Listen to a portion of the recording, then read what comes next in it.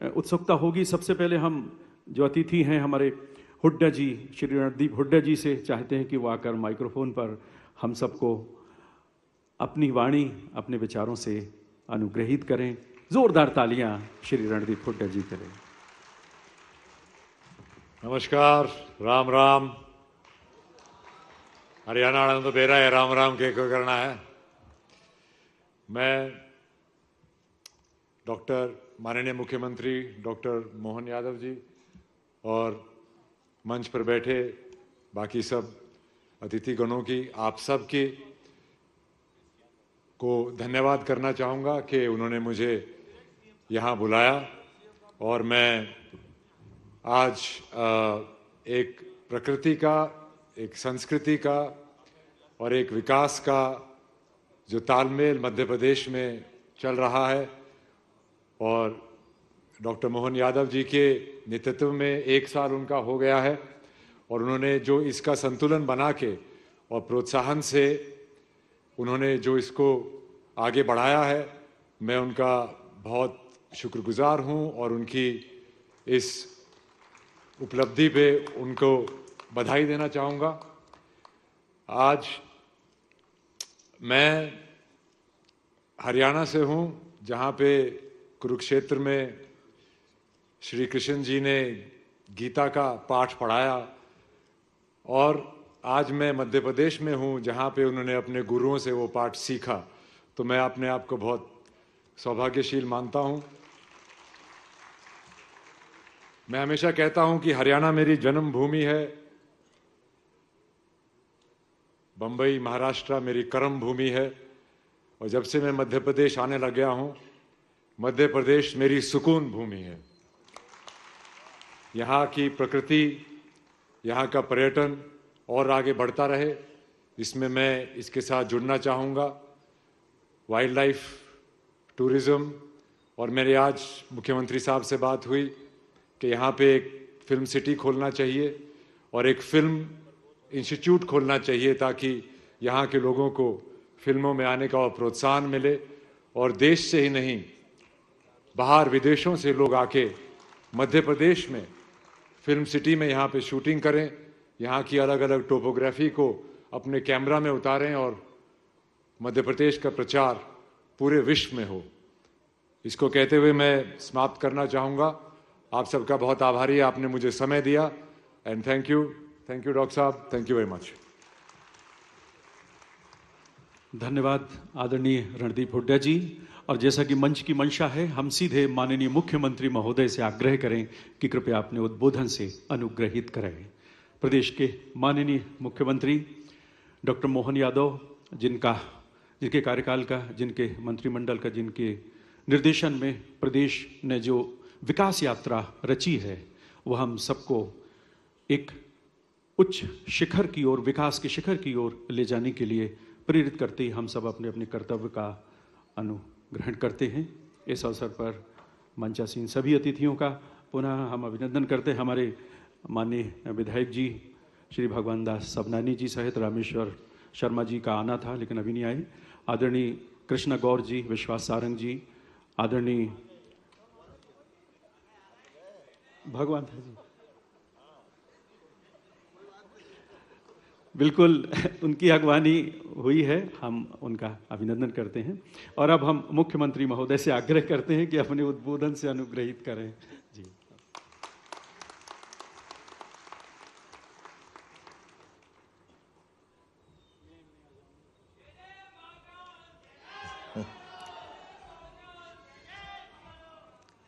बोले महाकाल महाराज की, नर्मदे क्षिप्रे महारानी की।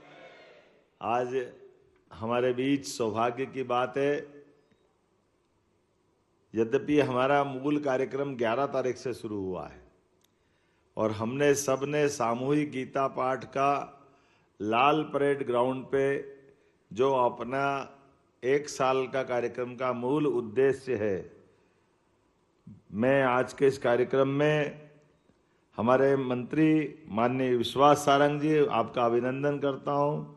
इस अवसर पर मंत्री माननीय तुलसी सिलावट जी, आपका भी स्वागत अभिनंदन। हमारे एक और मंत्री श्रीमती कृष्णा गौर जी, आपका भी स्वागत अभिनंदन। माननीय महापौर श्रीमती मालती राय जी, आपका स्वागत अभिनंदन। भगवान यहाँ बैठे हैं फिर बचेगा क्या, जोरदार अभिनंदन भगवान दास सबनानी जी के लिए। और सभापति किशन सूर्यवंशी जी, मैं लास्ट में एक नाम बोल रहा हूँ जिसके कारण से उनका हमारा डबल रिश्ता हुआ है, और वो डबल रिश्ता ये है कि हुड्डा जी अब अपने मध्य प्रदेश के भी हुए हैं। मुझे इस बात का आनंद है, हरियाणा से, वो हरि की भूमि है, हरि की भूमि से आपने अपने अभिनय की एक अलग पहचान अलग जगाते हुए बम्बई के उस चित्रपट संसार में अपनी उपस्थिति दर्ज कराई। लेकिन मुझे इस बात का और आनंद आया है, आपने एक ऐसा अद्वितीय विराट व्यक्तित्व का, चरित्र का एक तरह से मंच पर, पर्दे पर उसका अभिनय किया, जिनका नाम लेते ही काया तो कृषकाय, लेकिन कृषकाय काया वीर नहीं महावीर की तरह दिखाई देती थी, है वीर सावरकर। हमें उस बात का आनंद है, एक ऐसे व्यक्तित्व के धनी वीर सावरकर जिनके जीवन के विविध पक्षों को जितने भी प्रकार से जानोगे ऐसा लगेगा कि ये वो दौर के महावीर हैं, जिनके कारण से उनके अपने बाकी जीवन के और पक्ष भी आना बाकी है, लेकिन उनने वाकई अद्भुत जीवन जिया है। और मन की संघर्षशीलता इतनी जबरदस्त है कि अपने विचारों के बलबूते पर एक बार नहीं, अंग्रेजों ने दो दो बार उनको काला पानी की सजा दी, अंडमान निकोबार के उस द्वीप समूह में, जहां पर एक बार जाने के सजा सुनाने मात्र से 10% लोग का तो हार्ट अटैक हो जाता था। वही सजा तो वहां जाकर के लेना उठाना बड़ी बात। लेकिन आज मुझे इस बात का आनंद है कि हमारे बीच हुड्डा जी आए, तो हुड्डा जी बता रहे थे, बड़े मजाक कर रहे हैं, वो अपने पापा से मजाक कर रहे। ये बात सही कि उनको लोकसभा में भी ऑफर किया गया था कि आप चुनाव लड़ लो, उन्होंने कहा नहीं, मुझे अभी अपना राजनीतिक क्षेत्र के पहले चित्रपट संसार में अपना बड़ा मुकाम हासिल करना है। तो कोई बात नहीं, आपकी भावना, जब आप आओगे तब आपका स्वागत। हमारा ये क्षेत्र इतना बढ़िया है कि 5 साल का बच्चा भी आए तो स्वागत, और 85 साल का कोई व्यक्ति आए तो भी स्वागत। और आज के इस दौर में तो यशस्वी प्रधानमंत्री के जीवन के इन पक्षों को देखो तो ध्यान में आएगा, आप सबके लिए भी सीखने और सोचने लायक होगी। 50 साल तक माननीय मोदी जी जीवन काल के किसी चुनाव में कभी नहीं लड़े। अभी आप 48 के हो, इसलिए मैं बोल रहा हूं, 50 साल तक कोई चुनाव नहीं लड़े। और ये भी बात सही है, आजादी के बाद कोई ऐसा नेता नहीं है जो चुनाव लड़े पहला और सीधा मुख्यमंत्री बने। ये भी नरेंद्र मोदी जी के नाम पर रिकॉर्ड है। और दूसरा चुनाव लड़े फिर मुख्यमंत्री, तीसरा चुनाव लड़े फिर मुख्यमंत्री, और चौथा चुनाव तो बड़े कलेजे वाली बात थी। आजादी के बाद यह भी एक बड़ा रिकॉर्ड बना है, उत्तर प्रदेश की धरती पर विरोधी विचारधारा की सरकार के बीच नरेंद्र मोदी जी अपनी सरकार बनाने के लिए जब आगे बढ़ते हैं तो लोग उनको समझाते कि आप थोड़ा जल्दी नहीं हो जाएगी, पहले भी कई लोग आए, पहले आप अपनी पार्टी को जिता दो, बाद में उपचुनाव में बन जाना।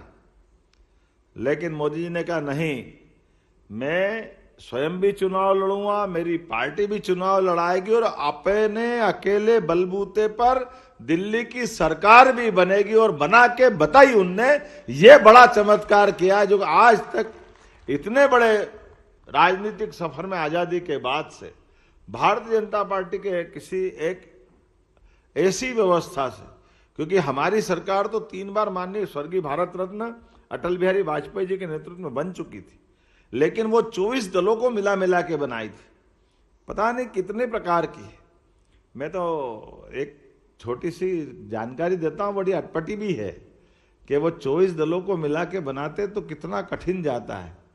हमारे लिए बिच्छू की एक उसकी घटना जुड़ती है, बिच्छू की कहानी, बिच्छू के जीवन से, कि बिच्छू के जीवन का एक कठोर, थोड़ा आज तो राता पानी है इसलिए आज यही चलने दो। आपको विश्वास जी, बिच्छू की मादा अपने बच्चे जब देती है, उसका जीवन का एक कठोर सत्य है कि वो सारे बच्चों को पीठ पे बिठा लेती है।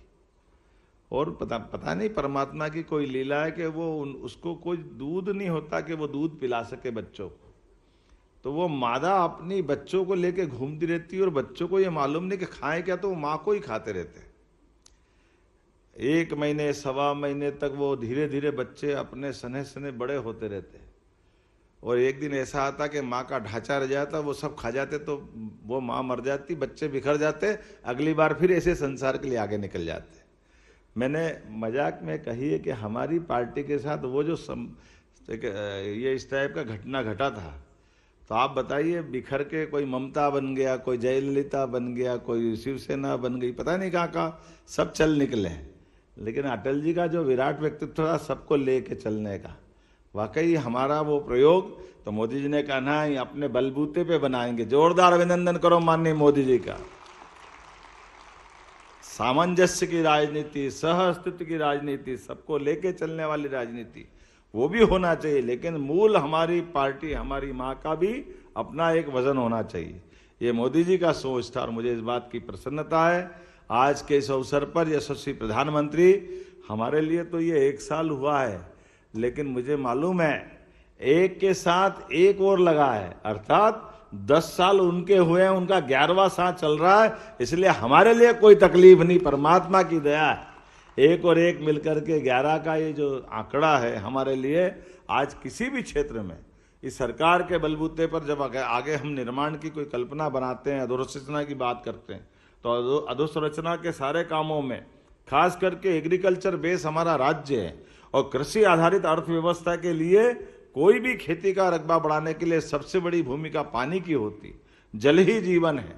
ऐसे में आपने देखा कि विगत काल में हमारे पूर्ववर्ती मुख्यमंत्री शिवराज सिंह जी चौहान के काल में, उमा भारती और बाबूलाल जी के कार्यकाल से मिला लें तो नर्मदा जी के जल से हमने पूरा मालवा और निमाड़ को सरसब्ज किया।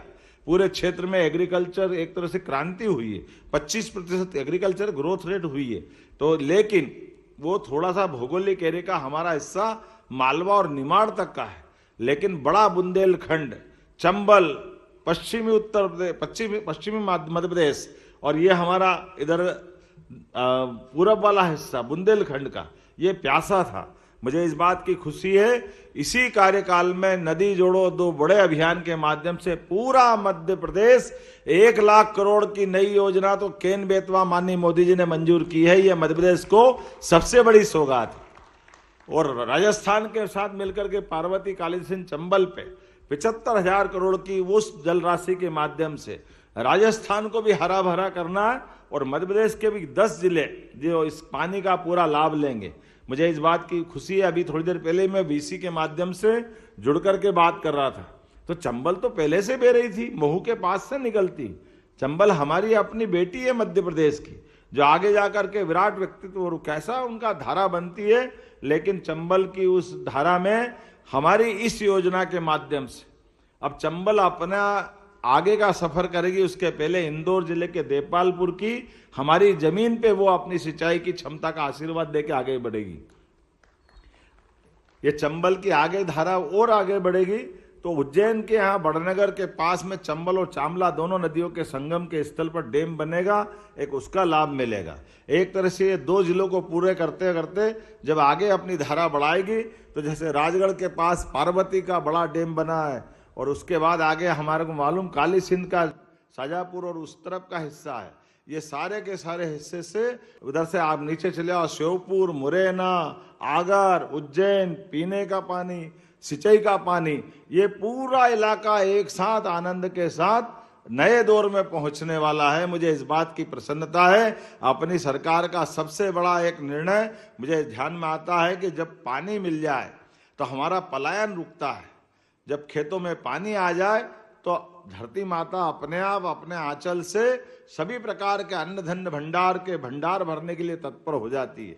तो सच्चे अर्थों में हमने तय किया है कि चंबल और बुंदेलखंड का जो बेल्ट है, जिसके कारण से हमारे अपने मध्य प्रदेश में कहीं ना कहीं आर्थिक विपन्नता की स्थिति है, तो विपन्नता से संपन्नता का मार्ग सिंचाई की क्षमता बढ़ाने से आता है, और सिंचाई की क्षमता का संकल्प परमात्मा की दया से 1 साल के अंदर पूरा हो रहा है। इसलिए अपने इस पूरे अभियान का एक तरह से समापन का जो 25 तारीख का स्वर्गीय भारत रत्न अटल बिहारी वाजपेयी जी की जो जन्म जयंती आएगी, और इस संयोग से इस बार उनकी जन्म जयंती 100वीं जयंती के साथ जुड़ेगी। ये 100 वर्ष उनके पूरे हो रहे हैं, तो 100 वर्ष को ऐतिहासिक बनाने के लिए स्वयं नरेंद्र मोदी जी, हमारे माननीय प्रधानमंत्री जी हमारी मध्य प्रदेश की धरती पर आकर के आशीर्वाद दे करके पूरे आयोजन के हिस्सेदार बनेंगे। मैं उनका स्वागत करता हूं, अभिनंदन करता हूं। इसलिए आज के इस विरासत से विकास की ओर बढ़ते कदम के आधार पर हम सब संकल्प करें, हमारे प्रदेश के एक एक नागरिक के जीवन में बेहतरी के लिए, एक एक युवा की जिंदगी में उसके सपनों के सारे सच होने वाले अध्याय लिखने की कहानी के लिए हम और आप मिलें। बच्चे जिस दिशा में आगे बढ़ना चाहे मध्य प्रदेश के, अब उनको बाहर जाकर के उनके अपने हाथों में हुनर और होने के बाद काम मांगने की जरूरत नहीं पड़ेगी। चाहे आईटी सेक्टर हो, चाहे हेल्थ का सेक्टर हो, चाहे आर्कियोलॉजी का हो, जीवन के जिस भी क्षेत्र में आगे बढ़ने चाहें, हमारे सारे लोगों को यही काम मिले और हम देश की बेहतरी में मध्य प्रदेश का बड़ा योगदान दें। इस भावना के साथ पूरे आयोजन के लिए शुभकामना। बहुत बहुत धन्यवाद। भारत माता की जय। धन्यवाद सम्माननीय मुख्यमंत्री महोदय। और आभार प्रकट करने के लिए हम संचालक संस्कृति श्री NP नामदेव जी से आग्रह करते हैं।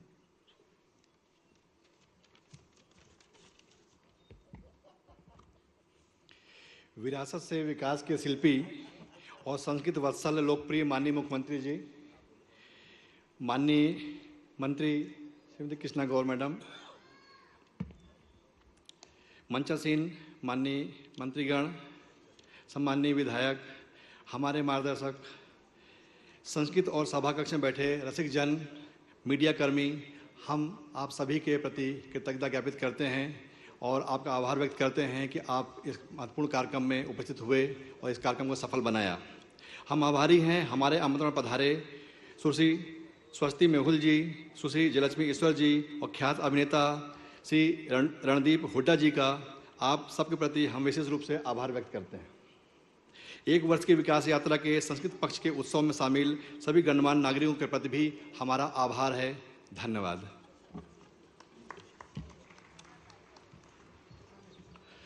धन्यवाद। और अब माननीय मुख्यमंत्री महोदय और मंचासीन सभी अतिथियों के प्रति आभार प्रकट करते हुए उनसे सादर आग्रह करते हैं दर्शक दीर्घा में आसन ग्रहण करें। और आप सबसे आग्रह है कि अपने अपने स्थान पर बने रहें, क्योंकि अब जो प्रस्तुति आरंभ होने जा रही है, हम आपको बता दें, मध्य प्रदेश स्वर की समिता, मध्य प्रदेश स्वर की समता, ये नृत्य नाट्य प्रस्तुति होने जा रही है। और आप सब लोग अपना अपना स्थान ग्रहण करें। माननीय मुख्यमंत्री महोदय आपके साथ ही विराजमान हैं और इस प्रस्तुति का अवलोकन करेंगे। मध्य प्रदेश स्वर की समता, ये नृत्य नाट्य प्रस्तुति का निर्देशन कर रही हैं विश्वविख्यात भरतनाट्यम नृत्यांगना और नृत्य गुरु सुश्री जयलक्ष्मी ईश्वर। इस प्रस्तुति में मध्य प्रदेश की संस्कृति का दर्शन कराया गया है। यहाँ इस प्रदेश में नृत्य, संगीत और विभिन्न कलाएं किस तरह से पल्लवित और पुष्पित हैं, उनका प्रकटीकरण इस नृत्य नाटिका के माध्यम से किया जा रहा है। मध्य प्रदेश के विकास की गाथा है इस नृत्य नाटिका में। मध्य प्रदेश की जो सांस्कृतिक धरोहर है उसकी झलक आपको दिखाई देगी। मंचासीन अतिथिगण अब दीर्घा में बैठ चुके हैं। हम एक बार फिर उन सभी का आभार प्रकट करते हैं। माननीय मुख्यमंत्री डॉक्टर मोहन यादव जी के साथ माननीय मंत्री खेल एवं युवक कल्याण श्री विश्वास सारंग जी, माननीय मंत्री पिछड़ा वर्ग एवं अल्पसंख्यक कल्याण विभाग श्रीमती कृष्णा गौर जी, माननीय मंत्री जन संसाधन विकास श्री तुलसी सिलावट जी, माननीय महापौर श्रीमती मालती राय जी, माननीय विधायक श्री भगवान दास सबनानी जी,